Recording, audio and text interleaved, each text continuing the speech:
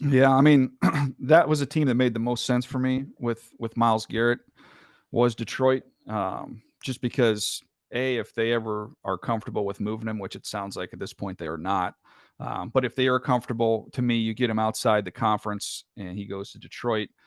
Detroit has, the roster that's ready to win right now, ready to win a championship, and that could be a finishing piece. So, um, I'd be willing to be pretty aggressive. I think if I were Brad Holmes on that front, knowing that could bring a parade to my city, I would be aggressive and do whatever I had to do and try and make something like that happen. So we'll just have to see if if it's a legit possibility. Everything talking to people, as of late around the league, the expectation is, nah, he's not, they're not going to move him. He's not going to go anywhere. So we'll see what happens. If you're looking at edge rushers for where they're picking at pick number 28, you start getting into, James Pierce. He's going to be an interesting one. He could go in the top 15. He could go bottom of one. He could go top of two. Like there's a wide range on him.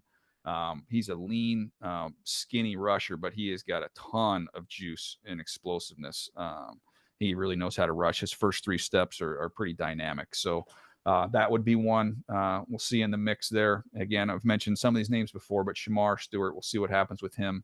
That would be another one I think could factor in for them if they're looking for edge rushers. But you can get them all throughout the draft. You can find them, especially day two. There's a lot of other good options there for rushers. What kind of players in the range that they're picking at 29 is going to be the type of player that they'll be looking for in that range specifically?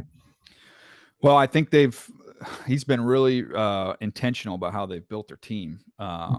They've just found, first of all, they started with, building it through the foundation with the offense and defensive line and finding guys with excellent play temperament, guys that are finishers that play with effort and are physical. I think that was kind of the first part of the build. And then after that, they went hunting for as many dynamic players as they can find. And with Jahmyr Gibbs, Jameson Williams, the juice that they brought to that offense, even Laporta, plays really, really fast as a tight end.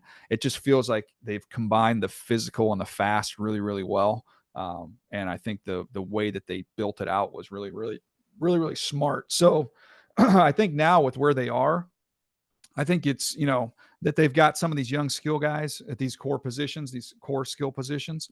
And you've got Zeitler's a free agent. I think you could look at them, kind of going back and kind of going the full circle here. Start big, go fast. I think you can come back around and then go back to the line of scrimmage again. If they can't get Zeitler signed, I've mentioned Zabel for them as someone I think is plug and play.